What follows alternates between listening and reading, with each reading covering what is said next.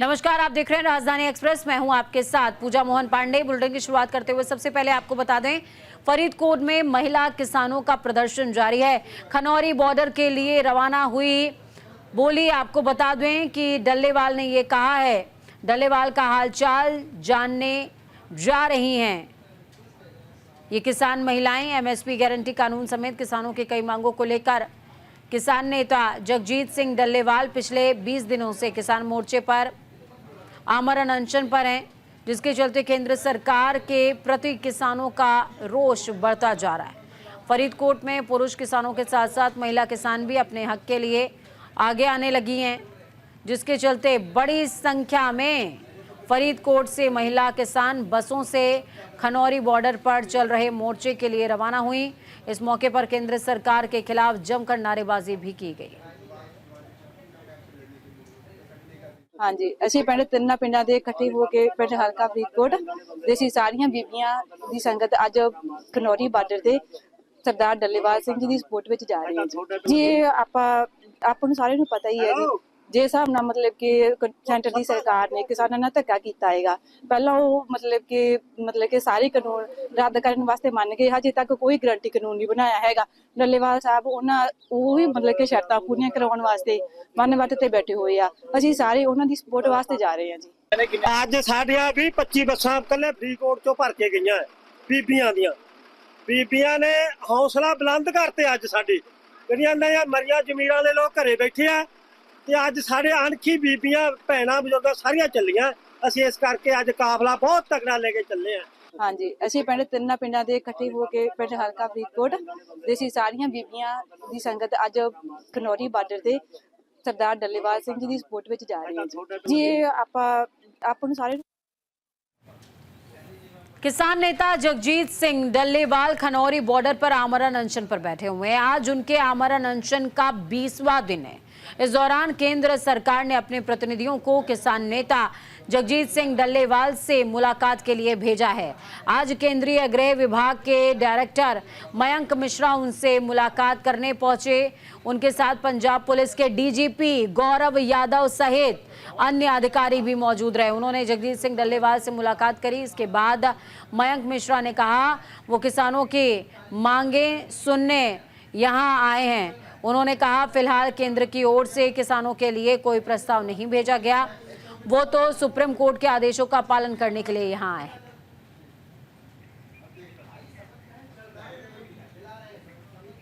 निकाय चुनावों को लेकर आम आदमी पार्टी के टिकट पर बवाल हुआ है। लिस्ट में नहीं आया गौरव अग्रवाल का नाम।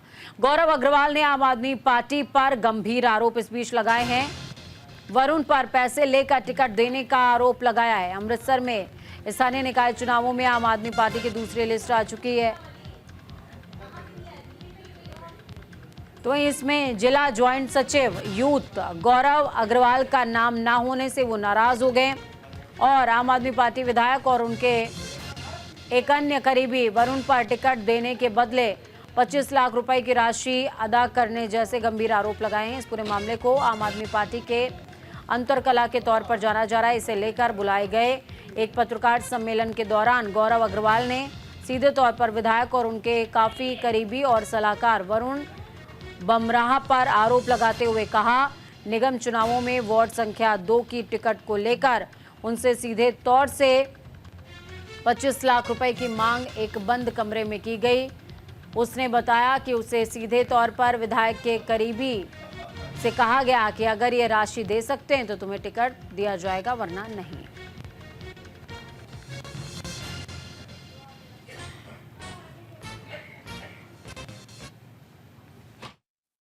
सर ऑनलाइन तो कोई पेमेंट नहीं, पेमेंट मैं कह रहा मैं उन्होंने ਦਿੱਤੀ ਵੀ ਨਹੀਂ, पे भी नहीं की क्योंकि मैं अमाउंट बहुत ਜ਼ਿਆਦਾ ਲੱਗੀ। ਪਹਿਲੀ ਗੱਲ ਤੇ ਦੂਸਰੀ ਗੱਲ ਹੈ ਕਿ ਮੈਂ ਐਸੇ ਗੱਲ ਤੇ ਅੜਿਆ ਰਿਹਾ ਕਿ ਮੈਂ ਪਾਰਟੀ ਸੰਗਠਨ ਨਾਲ ਕੰਮ ਕੀਤਾ, ਪਾਰਟੀ ਸੰਗਠਨ ਦਾ ਹਿੱਸਾ, ਮੇਰੇ ਲਈ ਪਾਰਟੀ ਸਟੈਂਡ ਲਏਗੀ, ਪਾਰਟੀ ਮੈਨੂੰ ਟਿਕਟ ਦਵਾਏਗੀ ਤੇ ਵਰਬਲੀ ਗੱਲ ਸੀਗੀ। ਵਰਬਲੀ ਅਸੀਂ ਜਵਾਬ ਦੇ ਕੇ ਉਹਨਾਂ ਨੂੰ ਵਾਪਸ ਆ ਗਏ ਸੀ ਕਿ ਨਹੀਂ ਜੀ ਕੋਈ ਗੱਲ ਨਹੀਂ। ਮੈਂ ਫਿਰ ਉਹਨਾਂ ਦਾ ਜੋ ਜਵਾਬ ਸੀਗਾ ਕਿ ਫਿਰ ਸੰਗਠਨ ਹੀ ਤੈਨੂੰ ਟਿਕਟ ਦਵਾਏਗਾ, ਮੇਰੇ ਵੱਲੋਂ ਬਿਲਕੁਲ ਟਿਕਟ ਨਹੀਂ ਬਣਾਈ ਆ। ਨਹੀਂ ਦੇਖੋ ਗੱਲ ਇਹ ਹੈ ਜਦੋਂ ਉਤਸ਼ਾਹ ਇੰਨਾ ਜ਼ਿਆਦਾ ਵਰਕਰਾਂ ਦਾ, ਸਾਡੀਆਂ ਕਈ ਵਾਰਡਾਂ ਦੇ ਵਿੱਚ 20-20, 25-25 ਫਾਰਮ ਸੀਗੇ। ਇੱਕ ਵਾਰਡ ਦੇ ਵਿੱਚ ਤਾਂ 40 ਫਾਰਮ ਸੀਗੇ, 5-5, 7-7 ਤੇ ਆਮ ਸੀਗੇ। ਸੋ ਪਾਰਟੀ ਨੇ ਜਿਹੜੀ ਸਕਰੀਨਿੰਗ ਕਮੇਟੀ ਬਣਾਈ ਸੀ ਉਹਨੇ ਬੜੇ ਢੰਗ ਦੇ ਨਾਲ ਵਧੀਆ ਢੰਗ ਦੇ ਨਾਲ ਸਾਰੇ ਪੱਖ ਸੋਚ ਕੇ ਕੈਂਡੀਡੇਟਾਂ ਦੀ ਜਿਹੜੀ ਸਿਲੈਕਸ਼ਨ ਕੀਤੀ। ਉਹ ਜਿਹੜਾ ਬੰਦਾ ਲਾਜ਼ਮੀ ਰਹਿ ਜਾਂਦਾ ਉਹਦੇ ਮਨ 'ਚ ਹੁੰਦਾ ਕਿ ਪਤਾ ਨਹੀਂ ਕੀ ਹੋਇਆ, ਪਰ ਇੰਨੇ ਵਧੀਆ ਢੰਗ ਦੇ ਨਾਲ ਪਾਰਟੀ ਨੇ ਟਿਕਟਾਂ ਦਿੱਤੀਆਂ, ਕਿਸੇ ਵੀ ਟਿਕਟ ਦੇ ਵਿੱਚ ਕੋਈ ਗੜਬੜ ਨਹੀਂ ਹੋਈ। ਹਰ ਥਾਂ ਤੇ ਵਰਕਰ ਦਾ ਜਿਹੜਾ पार्टी प्रति वफादारी उन्हें के लिए गीतांशु सेजवाल जुड़ गए हमारे साथ में लाइव। गीतांशु, क्या कुछ अपडेट है? आरोप लगाया जा रहा है कि पैसे लेकर के टिकट दिए गए। देखिए, जिस तरीके से ये सारे चुनाव है, ये एक तो ग्राउंड स्तर के चुनाव है। ग्राउंड पर रहकर जो वर्कर मेहनत करते हैं, आज उनका जो है ये दिन होता है कि एमसी के चुनाव वह लड़े और पूरी जितनी सालों की वो मेहनत है उस निष्कर्ष पे जो है उनको वोट भी डले। तो वह चाहते हैं कि वे जीते भी, मगर जिस तरीके से पार्टी का एक एजेंडा होता है, एक पॉलिसी होती है कि ग्राउंड स्तर पर जो वेरिफिकेशन करके या एक सर्वे करके जो टिकट दिया जाए उसी के आधार पर टिकट दिया जाता है। मगर अक्सर चुनाव के दौरान जो है टिकटें जब अनाउंस होती है, एक लिस्ट अनाउंस होती है, उस पर काफी आरोप प्रत्यारोप जरूर लगते हैं कि इसकी टिकट काट के उसको दे दी गई तो जरूर वहां पर कोई धांधली हुई होगी। यह तो आरोपों की बात है, क्योंकि अमृतसर की बात करें तो वहीं ग्राउंड स्तर पर जो है पैसे देकर टिकट लेने का और देने का जो है आरोप लगा है यहाँ पर। और यही सारा वाकया है जिसमें कैबिनेट मंत्री का भी बयान आया है कि अगर ऐसी कोई बात है तो उनकी कंप्लेंट पर जो है बिल्कुल ही कार्रवाई होगी, वेरिफिकेशन होगी, उसके बाद कोई कार्रवाई जारी होगी। और अगर दूसरे जगहों की बात करी जाए, जलंधर की जैसे अगर हम बात करते हैं, तो टिकट जारी होने के बाद जो लिस्ट जारी हुई थी उसके बाद दोबारा एक लिस्ट जारी हुई जिसमें काफी लोगों के जो है नाम काट के दूसरे लोगों को नाम वहां पर जारी कर दिए गए, दूसरों को टिकट दी गई। तो वहां पर लाइव होकर अपनी अपनी भड़ास भी निकाली है कि जो वहां के पार्टी प्रधान है वहां पर पैसे का लेन देन हुआ है और बड़ी संख्या में जो है टिकटें पैसे लेने के बाद दी गई है। तो इसी तरीके के आरोप जो है लगते रहे हैं, मगर हालांकि इस पर कंप्लेंट के आधार पर कोई फिलहाल इलेक्शन के बाद ही सारी और पड़ताल होगी, जिसके बाद पार्टी कोई कार्रवाई कर सकती है। जी बिल्कुल, पार्टी के आला कमान की तरफ से कोई बयान अभी तक सामने आया है गीतांशु? क्योंकि एक बड़ा आरोप है आम आदमी पार्टी के सिर पे। जी, आरोप जैसे कि पार्टी है हमारी पार्टी, तो उस पर आरोप ये लगते रहे हैं कि ये करप्शन की पार्टी है, पैसे लेके देके टिकटें जो है अनाउंस की जाती है। मगर कहीं ना कहीं अगर देखने को मिल रहा है, आरोप बड़े लगते आ रहे हैं कि पैसे लेके खुद जो है पार्टी करप्शन कर रही है, तो वह करप्शन दूर कैसे करेगी। तो इस तरीके के आरोप अगर पार्टी पे लगते हैं तो जरूर जो है पार्टी इस पर एक्शन लेगी, और अगर पड़ताल होती है तो पार्टी क्या एक्शन लेती है ये तो आने वाला वक्त ही बता पाएगा। चलिए, बहुत शुक्रिया गीतांशु हमारे साथ जुड़ने के लिए, अहम जानकारी साझा करने के लिए। तो वन नेशन वन इलेक्शन को लेकर सरकार तेजी से काम कर रही है। इसी कड़ी में केंद्र की कैबिनेट में वन नेशन वन इलेक्शन को मंजूरी मिल गई है और अब इस पर आगे काम करते हुए संसद में पेश करते हुए आगे की कार्रवाई भी की जाएगी। तो वहीं फरीदाबाद की जनता भी वन नेशन वन इलेक्शन जैसे नए बदलाव से पूरी तरीके से संतुष्ट नजर आ रही है।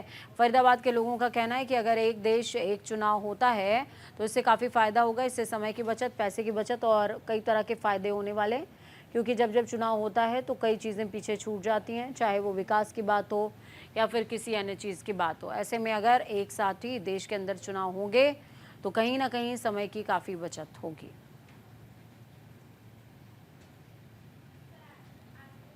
सही है, इसमें लोगों का काफ़ी टाइम भी बचेगा और गवर्नमेंट का पैसा भी बचेगा और जो वोटिंग परसेंटेज है वो भी बढ़ेगी, क्योंकि हर 6 महीने बाद चुनाव होने की बजाय एक बार देश में चुनाव होगा, दोनों विधानसभा और लोकसभा के लिए, तो उसमें बढ़ चढ़ के हिस्सा लेगी पब्लिक वोटिंग के लिए। बहुत फ़ायदा है, गवर्नमेंट का काम ना रुकेगा, गवर्नमेंट के काफ़ी पैसे बचेंगे। अब तीसरे दिन कहीं ना कहीं इलेक्शन होते हैं, आचार संहिता लग जाए, फिर उसमें गड़बड़ रहे, एक दफ़ा निपट लिया तो 5 साल फ्री हो जाए। फायदा ही फायदा, कोई नुकसान नहीं। देखो, सरकार ने घोषणा करी है कि भाई एक देश एक चुनाव कराना चाहिए, ये देश के हित में है, देश का पैसा बचता है और जो भी एक्स्ट्रा खर्चा हो रहे हैं उसमें और समय पे काम होंगे। बाकी ये देखो कि ये सरकार इसे किस हिसाब से लागू करती है और इसका कितना फ़ायदा होता है, विपक्ष क्या सहयोग करता है, ये अब दोनों के मिल बैठ के ही इसका फैसला करना चाहिए। ये बहुत अच्छा कदम है, आदरणीय प्रधानमंत्री जी ने बहुत पहले लागू करना चाहिए था। चलो, देर आए दुरुस्त आए, देश को बहुत फ़ायदा होगा इससे और ये जल्द से जल्द लागू भी होना चाहिए। बांग्लादेश में हिंदुओं पर हो रहे अत्याचारों के खिलाफ हिंदू समाज ने जिला मुख्यालय नाहन में आक्रोश रैली निकाली। हिंदू रक्षा समिति और हिंदू संगठनों के पदाधिकारियों सहित अन्य लोग रैली में शामिल हुए और जमकर विरोध प्रदर्शन किया। हिंदू समाज के लोग पहले हिंदू आश्रम नाहन में इकट्ठा हुए। यहां हिंदू रक्षा समिति से जुड़े पदाधिकारियों ने प्रदर्शन में शामिल युवा, नारी शक्ति और अन्य लोगों को संबोधित किया। इसके बाद नाहन बाजार में विरोध प्रदर्शन स्वरूप आक्रोश रैली निकाली गई। हिंदू आश्रम से आक्रोश रैली दिल्ली गेट, यशवंत चौक, गुन्नू घाट, बड़ा चौक, छोटा चौक, बस अड्डा होते हुए रघुनाथ मंदिर में समाप्त हुई। प्रदर्शनकारियों ने बांग्लादेश में हिंदुओं के प्रति हो रहे अत्याचार को लेकर जमकर नारेबाजी की। बांग्लादेश में हिंदुओं पे हो रहे अत्याचार के विरोध में जन आक्रोश रैली का आयोजन कर रहे हैं, क्योंकि आपने जैसे देखा है कि बांग्लादेश में हमारे जो हिंदू भाई हैं उनके ऊपर बड़े अवान्य अत्याचार हो रहे हैं। हमारी भाई बहनों के अस्मत लूटी जा रही है, जो कि बहुत ही निंदनीय है। और हम इस रैली के माध्यम से भारत सरकार, यूएनओ और मानवाधिकार पर ये दबाव बनाना चाहते हैं कि वो हमारे उन भाई बहनों की सुरक्षा करें। अगर हमारा हिंदू धर्म जो है उसको मिटाने की एक सोची समझी साजिश जो है वो विदेशों में चल रही है। ऐसा लगता है कि हिंदू धर्म उनको पता नहीं क्यों फलता है। अभी हमारे जगह में पढ़ रहा था बाली में, जो कि हमारे इंडिया से लगभग 8000 किलोमीटर दूर है, वहाँ पर अभी भी सदियों पुरानी महाभारत के चित्र और ये रामायण के ये देखने को मिलते हैं। और वहाँ पे 80% जो है हिंदू लोग हैं, जबकि इंडोनेशिया एक मुस्लिम बहुल देश है। और वहाँ पर आपका स्वागत भी वो हमारे पारंपरिक वेशभूषा में और पारंपरिक तरीके से करते हैं। तो उससे लगता है कि हमारा इतिहास कितना गौरवशाली रहा हो। हमारे विदेशी ताकतें जिनको हमारे से कुछ खतरा लगता है, जबकि हमारा हिंदू समाज कभी भी उग्र नहीं होता। हमारा जो ध्येय रहता है वो सबके साथ एक जैसा व्यवहार करने का रहता है। हम हर एक को भाई समझते हैं, परंतु फिर भी लोग हमारे से बड़ी घृणा करते हैं। क्यों करते हैं? उनको ये लगता है कि ये अगर हिंदू हो गए तो सारा शांति प्रिय हो जाएगा पूरा विश्व, क्योंकि हिंदू जैसा शांति प्रिय कोई भी पंथ धर्म नहीं है। तो इसके साथ ही हम अब सोमवार को डीसी ऑफिस में महामहिम अपने राष्ट्रपति को एक ज्ञापन देंगे, जो कि डीसी से। केंद्रीय मंत्री मनोहर लाल का संसदीय कार्यालय लघु सचिवालय में हवन यज्ञ के साथ शुरू हुआ। सबसे पहले वैदिक मंत्रों से यज्ञ किया गया। केंद्रीय मंत्री मनोहर लाल के प्रतिनिधि गजेंद्र सलूजा ने मुख्य यज्ञमान के रूप में आहुतियां दी हैं। गजेंद्र सलूजा ने कहा, जनता की सुविधा के लिए केंद्रीय मंत्री मनोहर लाल का संसदीय कार्यालय लघु सचिवालय में शुरू किया गया है। उन्होंने कहा, अधिकतर लोगों को अपने कामों के लिए लघु सचिवालय और स्थानीय न्यायालय परिसर में आना होता है, इसीलिए लोगों को अपनी समस्या का समाधान के लिए लघु सचिवालय में ही मिलना आसान और सुविधाजनक होगा। केंद्रीय मंत्री मनोहर लाल खट्टर जी के प्रतिनिधि, संसदीय प्रतिनिधि गजेंद्र सलूजा जी, जिन्होंने विधिवत रूप से आज अपना कार्यभार संभाला है और हवन पूजा के बाद लघु सचिवालय में 5वीं मंजिल पर अपने कार्यालय का उद्घाटन किया है, जहां उनका भव्य स्वागत हुआ है। बात करेंगे भाई गजेंद्र सलूजा जी से, जिसमें करनाल जिला और पानीपत जिला आता है। यहाँ की, जैसा कि आप बता रहे हैं कि यहाँ की जनता की भी अपेक्षा है, कार्यकर्ताओं की भी अपेक्षा है, जिन्होंने उनको इतने अच्छे उससे बनाया और हरियाणा में भी हमारी तीसरी बार सरकार बनाई। उस नाते उन्होंने अपने 2 प्रतिनिधि, एक करनाल में और एक पानीपत में। करनाल में हमारे बहुत ही अच्छे कार्यकर्ता हैं कविंदर राणा जी, उनको नियुक्त किया है।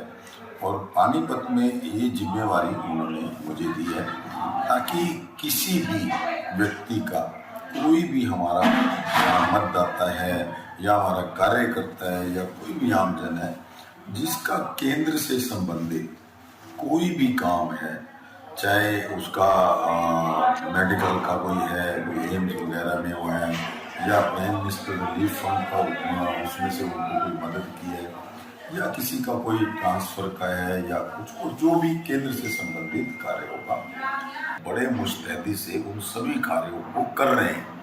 कहीं कोई कमी नहीं आ रही है। अगर मेरे पास भी कोई कार्यकर्ता आके कोई काम बताता है कोई इस तरीके का, तो मैं उन अपने विधायक के माध्यम से, अपने मंत्री के माध्यम से उस काम को भी हम करवाने का पूरा प्रयास करेंगे। तो ये थे हमारे साथ गजेंद्र सलूजा जी, जिनके पास प्रदेश सदस्यता अभियान का प्रमुख का दायित्व होने के साथ साथ पानीपत जिले का प्रतिनिधि माननीय मनोहर लाल खट्टर जी ने, जो करनाल पानीपत संसदीय क्षेत्र के सांसद हैं और केंद्र में ऊर्जा और आवास मंत्री हैं, उन्होंने अपना प्रतिनिधि इनको नियुक्त किया है। इनका कहना है कि हम कार्यकर्ताओं का मामला, चाहे वो केंद्र का हो, चाहे वो स्थानीय स्तर का हो, नगर निगम का हो, किसी भी स्तर पे हो, हमारे जिले के चारों विधायक जो पंजाबी सिंगर पर एनआरआई से रेप की एफआईआर हुई है। महिला बोली शादीशुदा होने की बात छुपाई है। आपको बता दें कि जुझार ने महिला को पहचानने से इनकार कर दिया। महिला और जुझार के साथ फोटो सामने आई है। मशहूर पंजाबी सिंगर राज सिंह जुझार के खिलाफ जालंधर के एनआरआई थाने में रेप की एफआईआर दर्ज की गई है।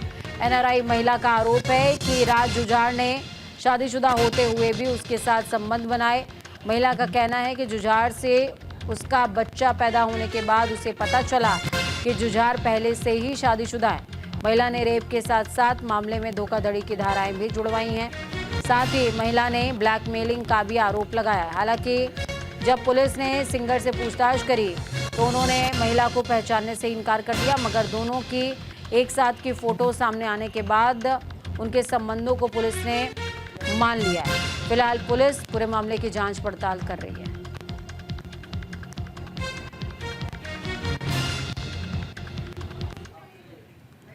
गुरुग्राम साइबर सिटी में अब डीजल ऑटो नहीं चलेंगे। जिला उपायुक्त ने डीजल बैन करने के लिए सख्त आदेश दिए हैं।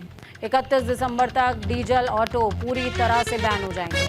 डीसी ने डीजल ऑटो को इंपाउंड करने के निर्देश दिए हैं। साइबर सिटी गुरुग्राम में जल्द ही सड़कों पर डीजल ऑटो दिखने बंद हो जाएंगे। शहर में डीजल ऑटो को बैन करने के लिए जिला उपायुक्त ने संबंधित विभाग के तमाम अधिकारियों को आवश्यक दिशा निर्देश दे दिए हैं ताकि जल्द से जल्द गुरुग्राम की सड़कों पर डीजल ऑटो दिखने बंद हो जाएं। गुरुग्राम में साल दर साल प्रदूषण का स्तर खराब होता जा रहा है, जिसका मुख्य कारण शहर की सड़कों पर दौड़ने वाले डीजल ऑटो भी हैं। गुरुग्राम में सड़कों से जाम की समस्या को कम करने और पर्यावरण को संरक्षित करने के लिए डीजल ऑटो को पूरी तरह से बैन करने का फैसला लिया गया है। CQM के आदेशों के बाद साल 2022 के जनवरी महीने से गुरुग्राम में डीजल ऑटो के रजिस्ट्रेशन पर पूरी तरह रोक लगा दी गई थी। 31 दिसंबर को ये समय पूरा होने वाला है।